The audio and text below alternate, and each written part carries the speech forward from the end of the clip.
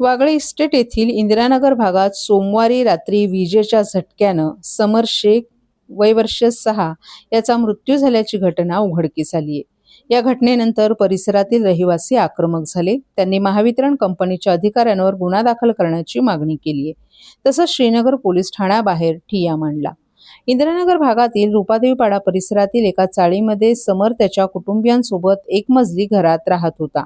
सोमवारी रात्री 9:15 वाजण्याच्या सुमारास घराबाहेरील लोखंडी जिन्याजवळ वाळत टाकलेली गोधडी काढण्यासाठी तो गेला होता. त्यावेळी त्याला विजेचा झटका बसला. या घटनेनंतर त्याच्या पालकांनी तात्काळ त्याला उपचारासाठी खासगी रुग्णालयात दाखल केलं, परंतु उपचारापूर्वीच त्याचा मृत्यू झाल्याचं डॉक्टरांनी सांगितलं. अखेर संतापलेल्या रहिवाशांनी नगरसेवक अमित सरया यांनी पोलीस ठाण्याबाहेर ठिय्या मांडला. महावितरणच्या हलगर्जीपणामुळे समर याचा मृत्यू झाल्याचा आरोप रहिवाशांनी केलाय. महावितरणच्या संबंधित अधिकाऱ्यांवर गुन्हा दाखल करण्याची त्यांनी आता मागणी केली आहे. या घटनेमुळे परिसरात तणावाचं वातावरण निर्माण झालं होतं. दरम्यान या प्रकरणाची नोंद श्रीनगर पोलीस ठाण्यात झाली आहे.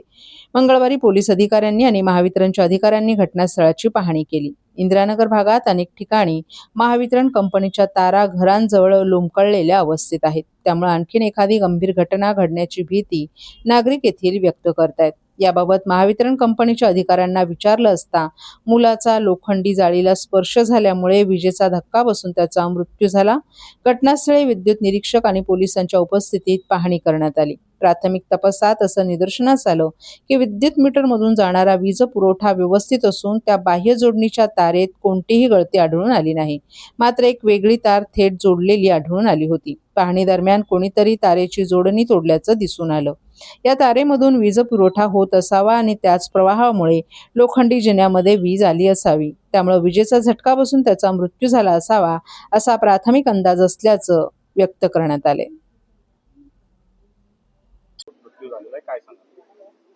MSCBचा भोंगाल कारभार हा समोर आलेला आहे.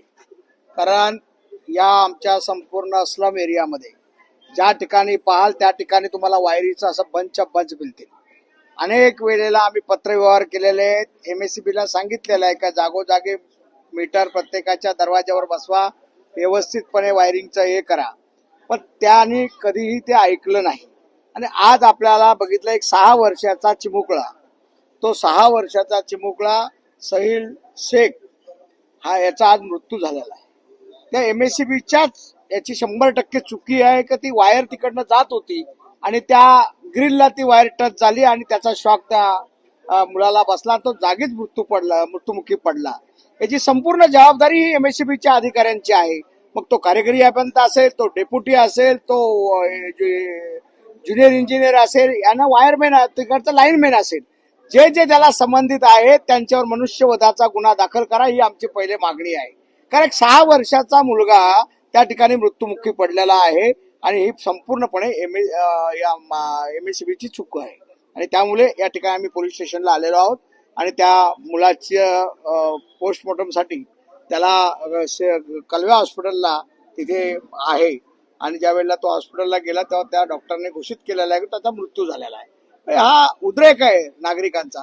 कारण MSCB कामच करत नाही. फक्त अदानी आणि MSCB हे आता सगळं समीकरण चाललेलं आहे.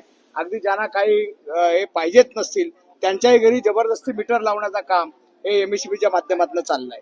आणि दादागिरी थोडक्यात खरं तर हुकुमशाहीप्रमाणे त्यांची दादागिरी चाललेली आहे MSCBची. एखाद्या माणसाच्या घरामध्ये जरी हे नसेल तर त्यात एखादा बिल थकला तर ताबडतोब तिथं डिस्कनेक्ट केले जाते. मग ही सुविधा का दिली जात नाही? शेवट सुविधा देण्याचे पैसे ते लोक घेतात आपल्याकडनं. मग नागरिकांना योग्य ती सुविधा मिळाली पाहिजे ही आमची मागणी आहे.